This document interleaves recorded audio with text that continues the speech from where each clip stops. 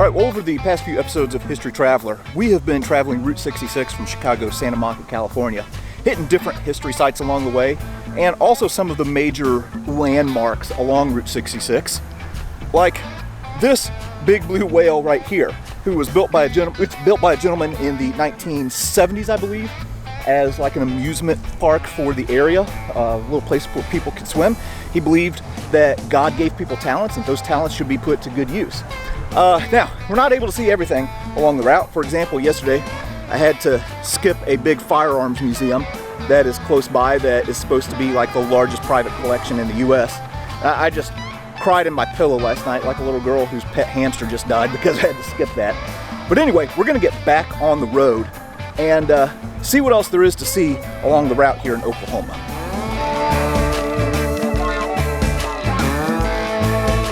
Right, now here's something that I haven't mentioned so far in this series. Any proper Route 66 Great American Road Trip needs a good soundtrack. So here's my Spotify playlist for this trip. We got ourselves some Fleetwood Mac, we've got ourselves some of the Eagles, a little bit of Springsteen, some Rolling Stones, some U2. That's going to be good when we get to Arizona. I think we got some Led Zeppelin in there. Yeah, there we go. So anyway, make sure if you do the Great American Road Trip that you have a great American soundtrack to go along with it. All right, off we go.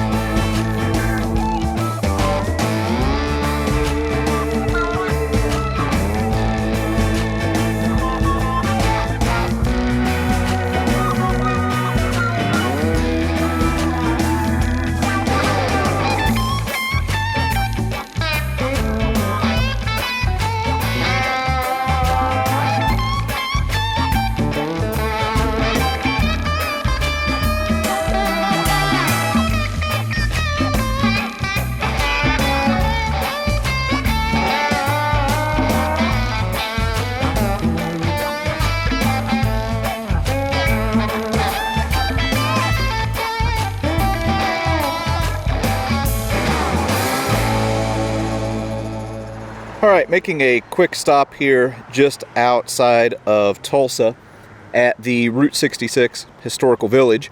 This is an open air museum, and right here in front of us, well, you can see this big old restored steam locomotive.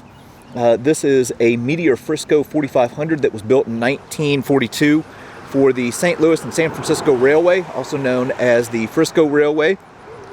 This provided passenger service between Oklahoma City and St. Louis. This particular train was retired in 1950. And then here, they also have this big, what's called an oil derrick.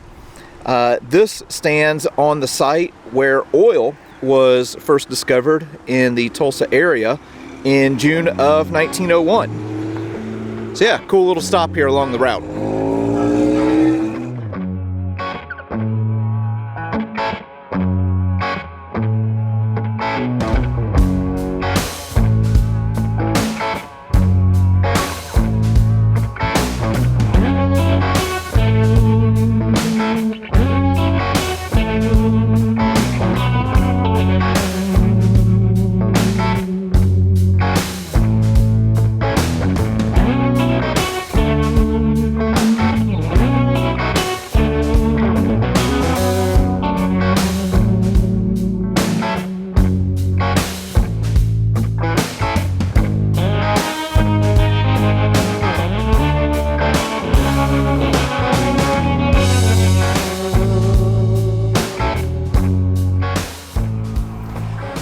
Our final destination today is going to be Oklahoma City, but on the way between Tulsa and Oklahoma City, I wanted to stop in the town of Warwick to check out this place right here. This is the old Seaba station. This was a filling station and garage that was started in 1924, closed down for a little bit, and has been restored and reopened as the Seaba Station Motorcycle Museum. Route 66 is all about the Great American Road Trip. Well, a lot of people do that in the form of a big motorcycle trip. As a matter of fact, people from Europe will come all the way over here, rent a motorcycle in Chicago, and drive it all the way out to California. So we're going to go inside and take a look at some of the classic bikes that they have in here.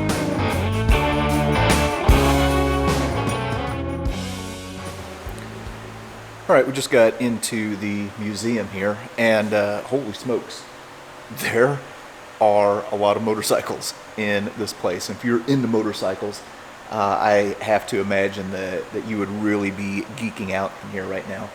Now, as far as motorcycles go, I don't know a whole lot, so I'll just sound like an idiot if I try and talk about any of these. So I talked to the owner when I walked in. I'm going to see if I can grab him, and maybe he can kind of give us a little bit of wisdom behind some of the bikes in his collection. All right. My name is Jerry Reese, and I'm the owner of Seaba Station Motorcycle Museum here in Warwick, Oklahoma. And this is just a passion that I've put together. I've loved motorcycles. I love all things old. So the old building drew me to it. And then the room that it had to be able to put my collection in it. And the bikes belonged to me and a friend of mine. And just put it all together, and this is what we made. What do you think it is about Route 66 that draws bikers? You know, I think they just like doing the road itself, as far as the history of it and the passion of it. And then I think it just kind of depends. If they like to ride a bike, then they're going to want to do it on a motorcycle, just to be on the road. Here's a bike in the museum that has caught my eye just because it looks old and cool to me. This is an early 1920s Briggs & Stratton motor wheel.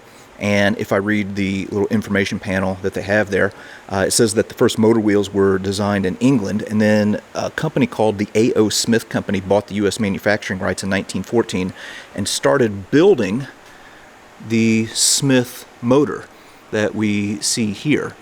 And they took these and put them like on a sled looking thing, or a little slat car that was powered by the motor.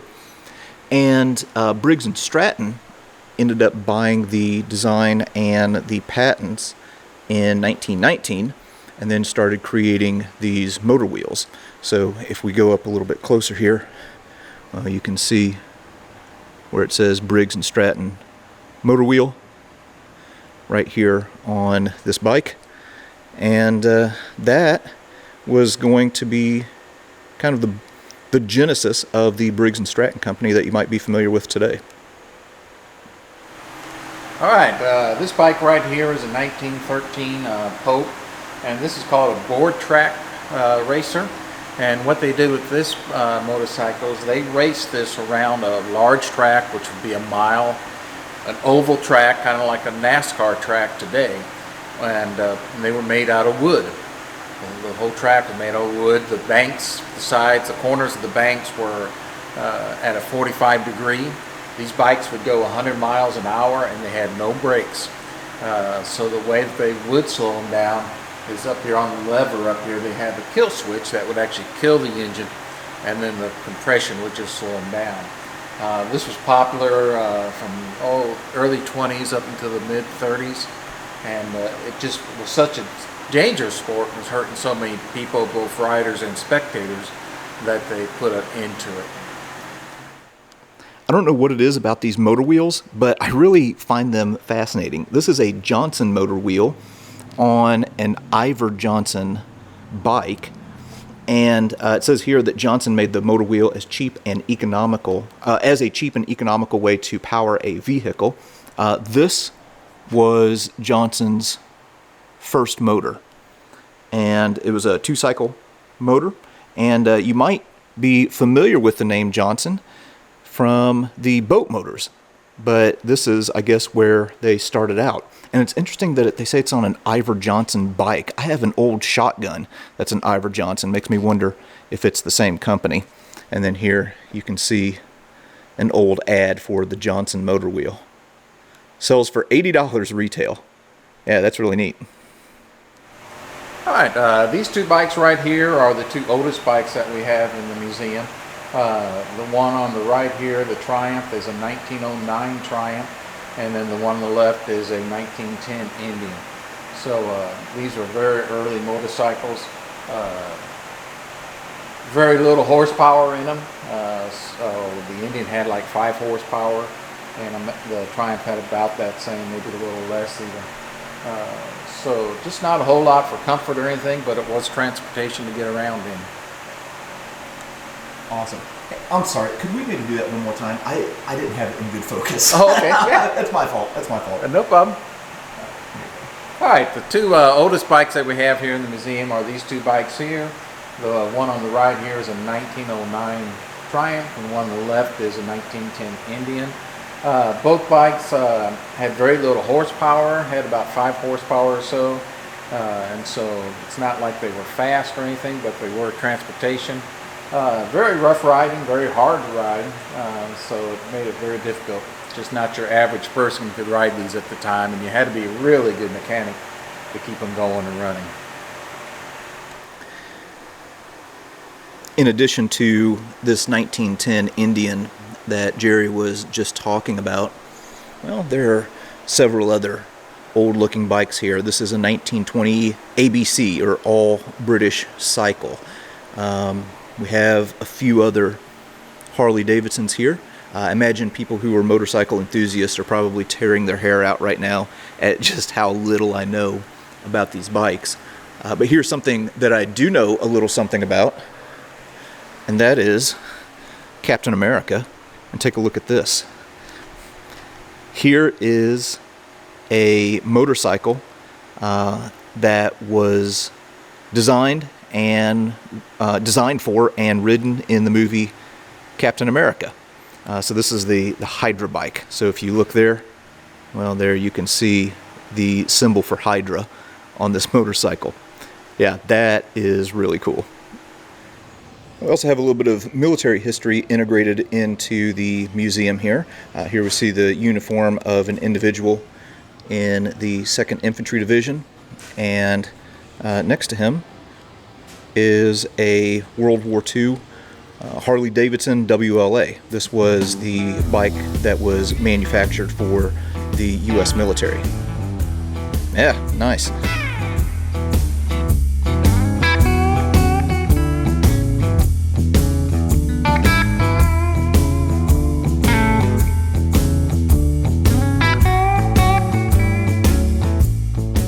Well, that was a look at the Seaba Station Motorcycle Museum. That place was cool as heck. Even though I don't know much about motorcycles, I know a little bit more now than I did before I walked in.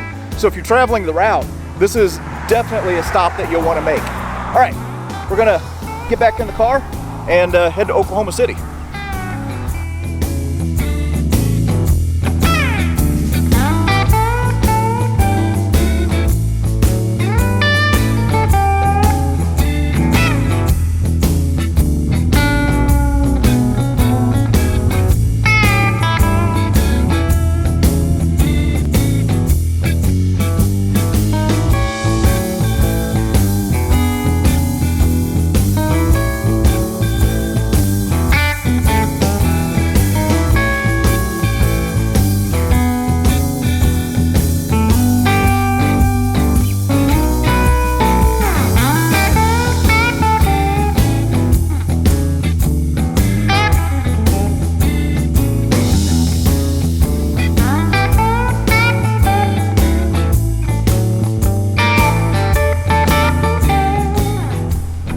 We have made our way down the road to Oklahoma City, and if you'll notice behind me, I happen to be in a place where there is a lot of military hardware. I'm seeing a lot of planes and helicopters and tanks and trucks and other military vehicles. Well, I am at a museum that I have had a lot of people recommend to me, and if you see this monument here behind me with the Thunderbird on it, well, you might know where I am. This is the 45th Infantry Division Museum. In World War II, the 45th Infantry was a hard fighting unit. They landed in Africa, fought through Sicily, Italy, southern France, went all the way into Germany, and ended up at Munich and the gates of Dachau. And again, I've had so many recommendations to come to this place, so I'm really excited to get in here and see what else we can learn about the Thunderbird Division.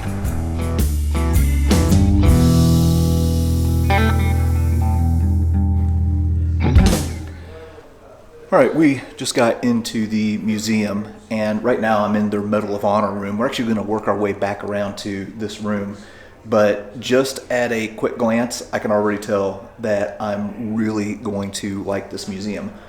Now, they cover the history of the 45th Infantry Division here. They also have some stuff about the 36th Infantry Division. 36th was organized in World War I and pulled from the Texas and Oklahoma National Guard units. So anyway, we're going to go back kind of like to the roots of these National Guard units and kind of work our way forward through the museum here. They have a series of displays with artifacts here in the museum that kind of traces back the early years of the 45th Infantry Division, or the Oklahoma National Guard, before it was the 45th. And also the 36th. So here it's talking about some of the early Oklahoma trails and forts. So Oklahoma was kind of a big crossroads. There were a lot of cattle trails that moved up through here. So there were a lot of forts that were formed. As you can see, this was Indian territory. So you can see the different tribes that occupied this area. With the tribes occupying this area, well, they had their own police and their own scouts. This is covering the area, or the era, from the 1830s to 1890. So here you can see this Indian sheriff's uniform right here. That badge says Indian Territory Police. And then here are some of the arms that they may have used. So there's a Remington Army revolver up here. Got a double barrel 12 gauge that's muzzle loading. Yeah, all this stuff is really cool. And oh man, I really like that knife. That is cool as heck.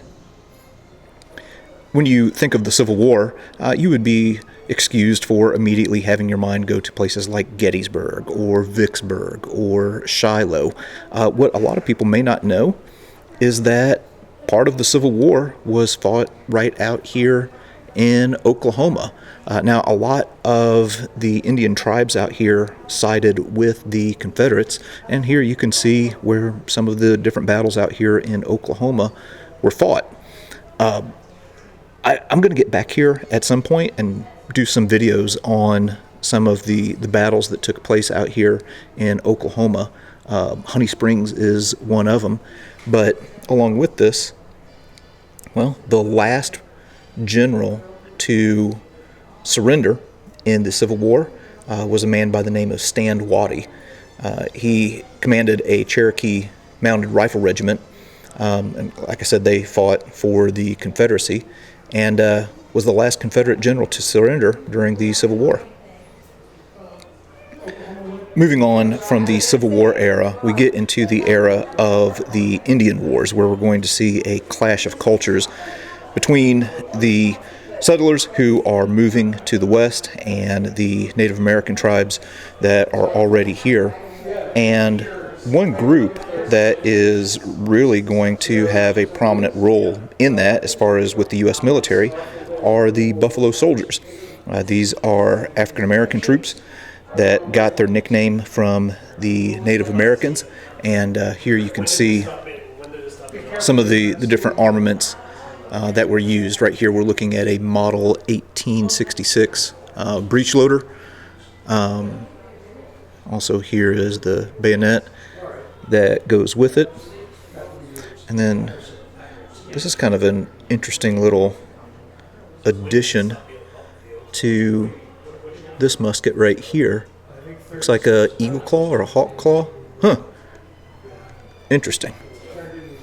All right, and then moving on from the Indian Wars era, well, they start talking about the Spanish-American War. So you have Guard units from Oklahoma that participate in that action. All right, so here are a few of the pieces of gear. Got a Colt service revolver, model 1892, right there, along with the holster. and then a few medals. Yeah, all kinds of interesting stuff here.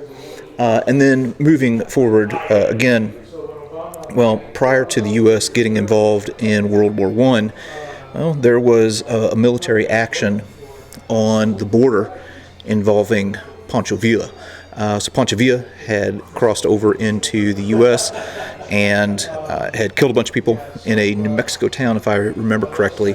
And at that point, the United States had enough and sent troops under the leadership of John J. Pershing to go down and capture or kill him.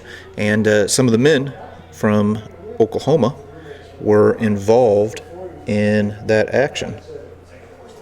Before I round the corner and get into World War I wanted to show this flag real quick because I really, really like it. Obviously, we were looking at a 48-star American flag, and this is kind of jumping up to the World War II era. This is a flag that was given to the 45th as a gift from members of the French Resistance, and the fabric is all sourced from American parachute material. So different supply parachutes would have different colors. We've seen like little girls' dresses made and stuff like that in prior episodes. But anyway, some members of the Resistance made a flag and gifted it to the U.S. There was also one made for the British and one for the Soviets. All right, we're going to go ahead and round the corner now.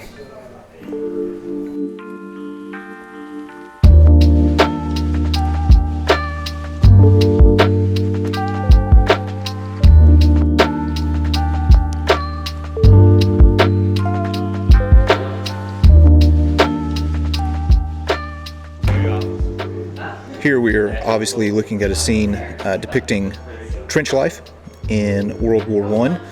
And right here they talk about the formation of the 36th Infantry Division. So the 45th didn't come into existence until after the war. They weren't organized until after the war. And if you look right here, here is the shoulder patch for the 36th. Again, 36 was formed from National Guard units out of Oklahoma and Texas. And then they have just a few artifacts here that is associated with the 36th. So here's this yard-long photo, which actually that might be a little bit longer than a yard, but that's what they're called. Let's see. This may be, let me take a look. This is at Camp Bowie in Fort Worth, Texas, September of 1917. And then here you can just see a few other artifacts that are associated with the 36th. All right, now we're moving to the section of the museum that starts talking about the 45th Infantry Division. You can see this is the era from 1920 to 1940 that we are talking about. The 45th draws from the states of Colorado, Oklahoma, Arizona, and New Mexico, at least during this period. And something that's interesting about the 45th that I always like to point out is their original patch. If you look, you can see that felt patch there, and it has kind of an interesting design. They originally had a swastika as their division patch, which of course was a sign of good luck or good fortune. And then Hitler came along and ruined it all. And then they changed the patch to the Thunderbird that we now are more familiar with. Okay, so their nickname is the Thunderbird Division. And during World War II, when they get called up, they were activated, I think, September of 1940, if I remember right. Well, here we can see, oh yeah, here we go. Inducted 1940, Fort Sill, Oklahoma. And then we can kind of trace their route. They're going to be there really kind of from the beginning. They're going to see service in North Africa and also in Sicily with Operation Husky. And then Salerno, Anzio, which was a rough one. And then they're going to come up through southern France and going to fight into Germany and are going to end up in Munich. Okay, now we're getting into more of the World War II section of the museum.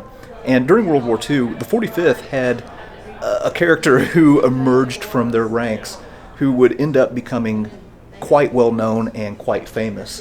Bill Mauldin, the cartoonist who illustrated the cartoons for Willie and Joe. And here at the museum, they have all kinds of original illustrations from Bill Mauldin.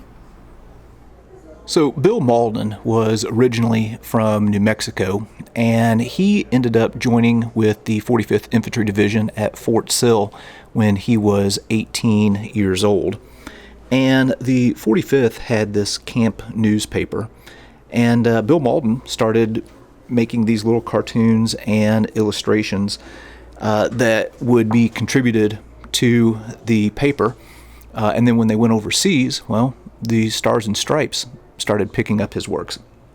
And he had these two characters named Willie and Joe, who were always, shown to be, a little bit rough around the edges. Their uniforms were never quite fitting properly, and they were always a little bit scruffy, and they kind of represented and gave voice to the common soldier. So here you see Willie and Joe on the outside of this tank, and the guy on the inside is saying, "You gents relax, we got 6 inches of armor." Okay, so he's protected, but they're not. And they're always showing him, like in a foxhole and wet and miserable and things like that. And there are all kinds of these cartoons. Here's one that is kind of taking a jab. I'm guessing this is probably in Italy. It says, "Welcome to our liberators," and then shows a Jeep completely stripped down. And then here's one, these are enlisted men, and he was always kind of taking some jabs at the officers. Here it says he's already getting drunk with power. So here's a guy who's obviously just achieved a little bit of advancement in rank. But Patton did not like Bill Mauldin at all, and he didn't like Bill Mauldin's cartoons because Patton liked things to be, real sharp and professional, and Willie and Joe were everything but professional. But like I said, really kind of gave a voice to the common soldier. This is incredible that they have all these original drawings here.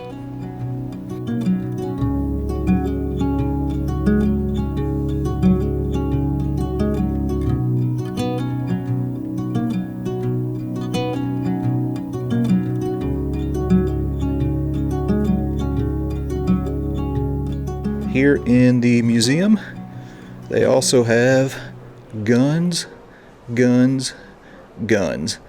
This section of the museum is also called JD's wish list. So here I'm seeing, an MP40, MP44. Yeah, so pretty wide variety of rifles and pistols and whatnot that they have here. So here looks like, we've got a grease gun, have a few Thompsons, and this. I actually don't know what this is. An H&R Rising 45 caliber submachine gun. Most were issued to the U.S. Marine Corps and exported to Allied users. I'm going to go ahead and admit that's a new one on me. I don't think I've ever seen one of those. That's cool. All right, got a few more U.S. service weapons up here that you're probably a little bit more familiar with, like the Springfield 03A3. Here's one that is a sniper variant. And then, of course, there is everyone's favorite, the beloved M1 Garand. Now, they have another rifle here that is really interesting to me. And again, it's one that I'm a little bit more unfamiliar with. This is an M1941 Johnson semi-automatic rifle. It holds a 30 caliber round, or shoots a 30 caliber round, and some of the paramarines got a hold of these, but it wasn't widely circulated. So the manufacturer of this, or the guy who designed it, didn't care for the design of the M1 Garand and thought that the ammunition was going to cause problems. So he designed this rifle right here, and again, this is going to force me to do a little bit of research to learn a little bit more. they ended up exporting some of these to different Allied countries. And I was just talking with a gentleman here, and one of the countries that got some of these rifles was China during their Civil War. And he was telling me about a soldier in the Korean War who found some Chinese soldiers who had been killed that had these rifles on them. Yeah. Learning all kinds of new things.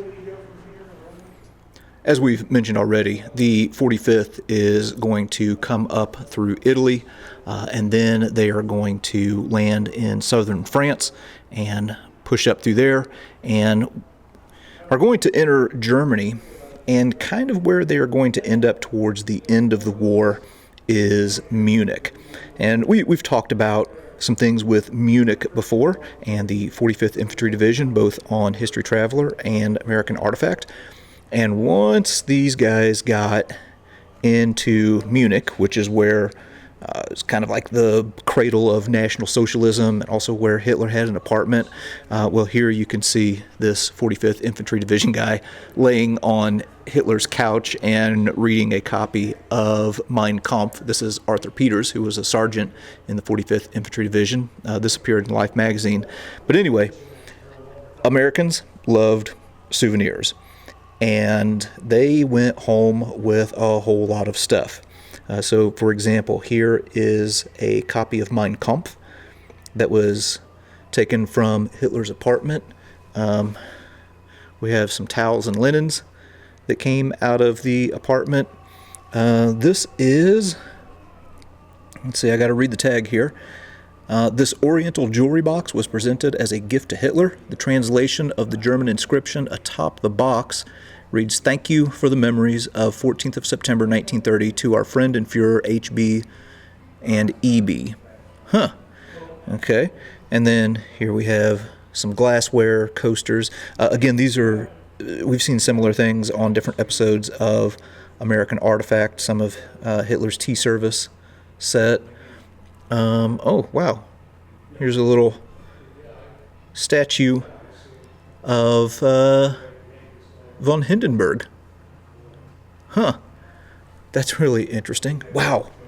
There are some really, really cool souvenirs that they have here. Now, again, in past episodes, we've talked a lot about the Obersalzberg and the Berghof. As a matter of fact, we've visited those sites and have been to the Eagle's Nest. And here they have some items that soldiers brought back after the war. And this is something that I've said a lot, that the fact that these things are here and are not in Germany, that is a symbol that the good guys won and the bad guys lost. So this is a symbol of Allied victory when we see these items here in the United States. So here's some of Hitler's bed linens. Let's see, what else do we have here? Is an album about the Obersalzberg made by local Germans to sell to GIs. Okay, so that was probably during like the occupation period. And then this is interesting. It says, in this chest, Hitler kept copies of his book translated in foreign languages. Well, that's interesting. So the Berghof, this was like the second seat of power in the Third Reich, of course, with Berlin being the primary seat of power. But the Berghof is where Hitler liked to spend most of his time, and there were a lot of heads of state who would come and see him there and have meetings there. Right off the top of my head, I can think of a famous photo of Neville Chamberlain coming to the Berghof. So I guess he wanted to keep some foreign translations of Mein Kampf to give as gifts, and he kept them in this chest. That's interesting. And then they have all kinds of other items here that soldiers brought back: flags, daggers, uniforms, SS visor. And then here we see some different like cuff titles and different cutoffs, all things that we've seen in the American Artifact series before. But again, these are all symbols of Allied victory.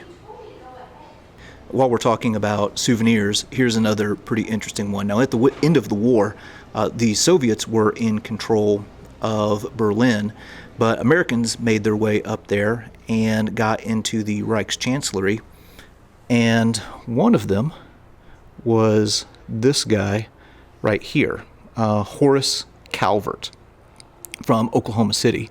And you can see him there in front of the Reichschancellery, and he's standing next to this oval object. Well, that oval object was Hitler's mirror that was taken from the wall of his bedroom in the bunker in Berlin. And yeah, he lifted that as a souvenir for himself and brought it back to the United States. That is wild. Here are a few 45th Infantry Division uniforms on display here. And you've maybe heard me say before that I just really have a soft spot in my heart for signed souvenir flags. And here you can see this Nazi flag that has been signed by all these members of the 45th. And what's really interesting about this, and what I really like, is there's a story behind it too. So this was captured by Curtis Cactus Jack Garner, who was in Company B of the 180th Infantry Division. He was killed in March of 1944 at Anzio. So his platoon had led an attack that caused the surrender of a half-track, and this German flag was captured off of that half-track. So it's very rare that we have a story attached to the souvenir, at least when it comes to these flags. Yeah, that's really cool.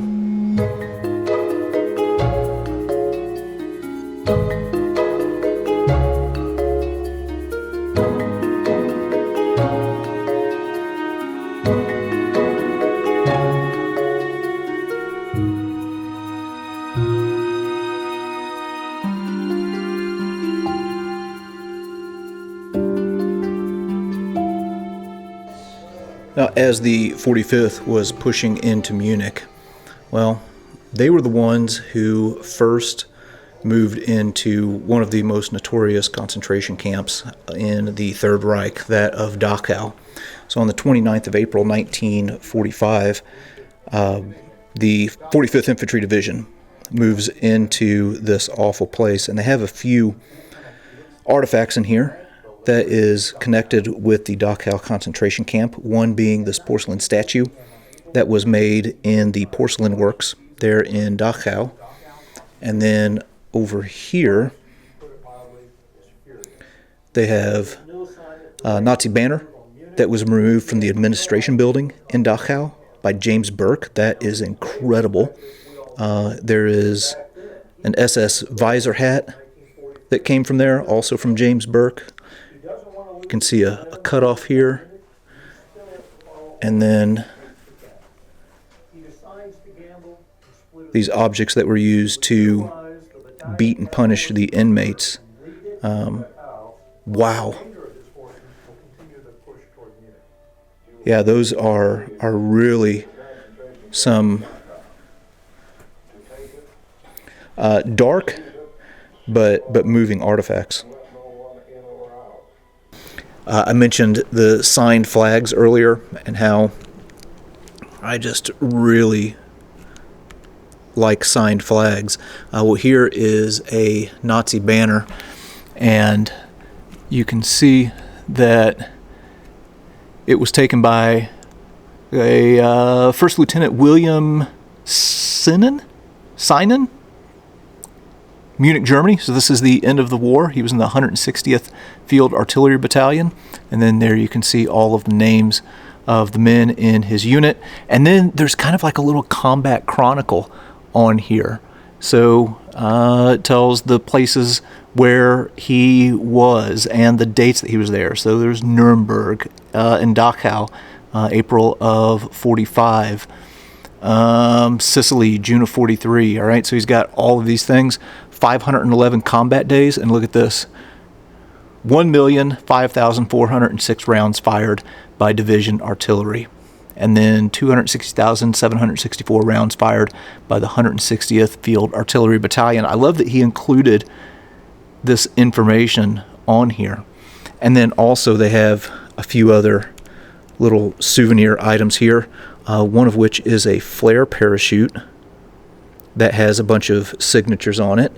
And one that I really thought was interesting, well, here you can see this shell casing. This 105 millimeter shell case was from the first round fired by the 45th Division to impact German soil in World War II, and was fired by the 160th Field Artillery. Yeah, interesting items there. All right, we're gonna wrap things up where we started, here in the room that honors the Medal of Honor recipients from the 45th Infantry Division. And here in this room, well, they talk about some of these heroic individuals who were awarded the Medal of Honor for their actions. In some cases, they have some of their other medals on display here. So this one is for a William Johnston, who was awarded the Medal of Honor for actions on the 17th of February, 1944. And something that I really like that they've done is they have these little dioramas down below each one that kind of depicts the scene of what happened during the action that resulted in them being awarded the Medal of Honor. So you can go on down the line here and see all of these different men and read about what they've done. And then they have a few displays here. This is for an individual by the name of Jack Montgomery. So you can look him up and read about his action that led to him being awarded the Medal of Honor. The one that we'll focus on a little bit more of is right over here. This wall here honors Jack Treadwell, who was the most highly decorated member of the 45th Infantry Division. And here you can see some of his awards, including the Medal of Honor. I also see a Silver Star, Legion of Merit, okay, all of these different things that kind of point to his accomplishments. And for his Medal of Honor, it says that there was a gun battle near the Siegfried Line, and after 8 of his men had been struck down, he decided to take it upon himself to charge against the German line himself and clear a way. Ended up leading his men. They captured 6 German bunkers, pushed a wedge into the Siegfried Line, and anyway, he was later awarded the Medal of Honor by Harry S. Truman.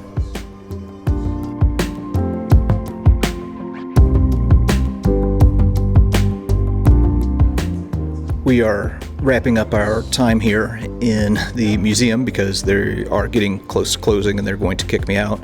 But they move from World War II into the Korean War and talk about the role of the 45th in that conflict. All right, so here we see a couple of Russian-made machine guns.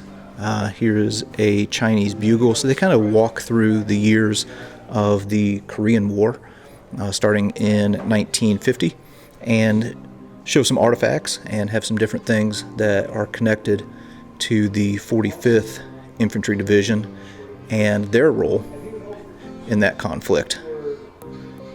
Yeah, this place is really something else.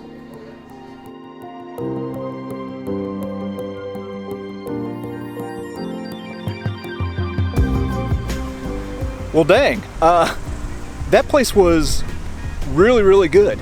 That definitely lived up to the hype. Like I said earlier, I've had a lot of people tell me about this museum and encourage me to visit this place. And as with most places that I go, I didn't even show a fraction of what was in there. There were a ton of guns and other historic pieces. Definitely worth a stop if you were traveling on Route 66. But anyway, we are, I think, going to stay here in Oklahoma City tonight. Maybe hit another museum here tomorrow, and then we are going to be getting back on the road.